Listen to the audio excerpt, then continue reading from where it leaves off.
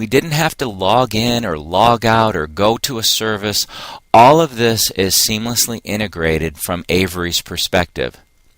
Now let's go back to Avery's dashboard and look at some of the other components to help her get her job done as she collaborates with her teammates.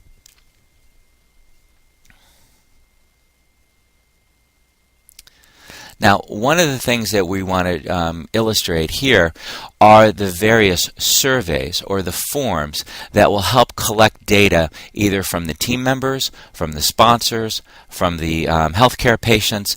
And this is an example of a patient survey.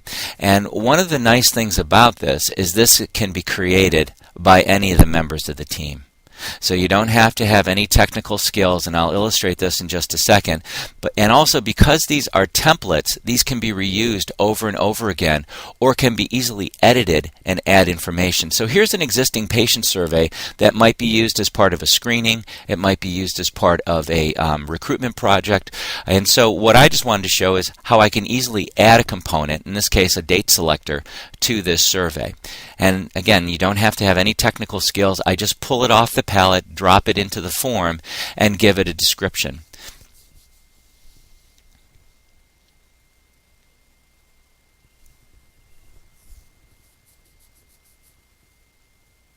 And again, now I have a start date, and that can just be a menu pick. Now I can preview the form before I send it to the patients or send it to the other team members.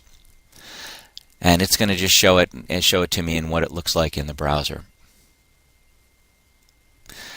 So now this is what it would look like as a patient would go to respond. So I've added the date picker, and again, what would we believe the certain start date would be? It'd be June 18th. So just an example of how I can take an existing form, I can quickly edit that form, I can test to make sure that the form does what I want it to.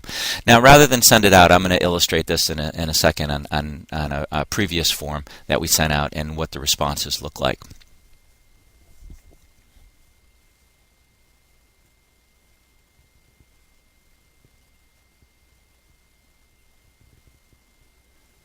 Okay, so let's take a look at the recruitment survey. This was a survey that Avery had created, and if you notice, there's no submissions yet.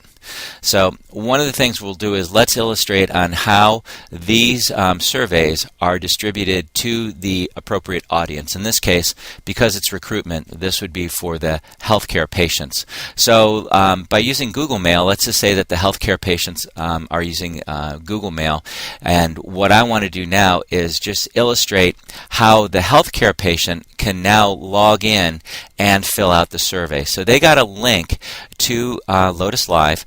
They now follow that link, and they're taken directly to the survey. So once they authenticate, because again, we want to make sure that those healthcare patients are who they are, they come in and they can now create or fill out the patient survey. So this is just an example of what the user experience would look like from the healthcare patient. Now you're probably saying, well, where's that calendar picker that you put in? That was in a different survey that I had created just to kind of illustrate how you can modify this.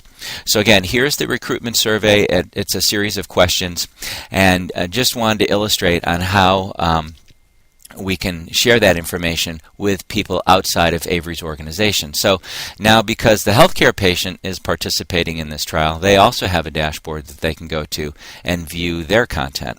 So again, just like Avery had her dashboard, the healthcare participants also do. And if you notice, you can see that Avery has reached out to this healthcare patient to connect. So it's this really nice way of being able to link people to people as they start to work together as a team on a project or on a clinical trial.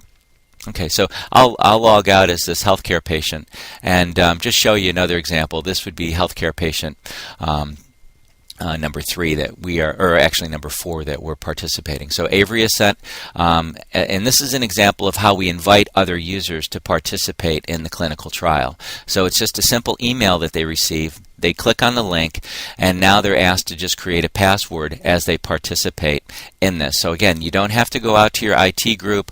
All of this can be user created, user administered, and user maintained. And again, trying to keep it real simple, both for Avery, who is the coordinator, and also for the healthcare patients. So again, once they log in, and again, we'll log in as healthcare patient number 4, I believe.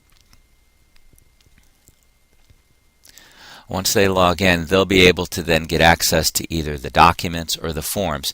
Now remember, there's going to be documents that are going to be secured by Avery and her team, but there's also going to be documents that will be shared amongst the team and the healthcare patients, and vice versa.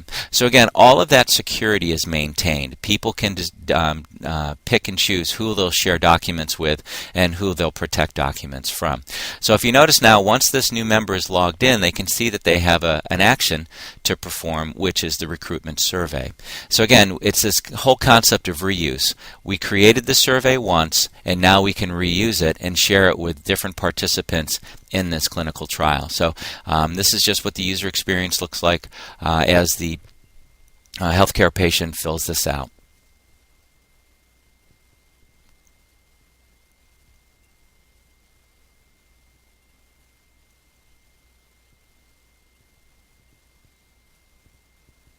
Now, if this patient wanted to invite another patient, they can. There's an invite guest button.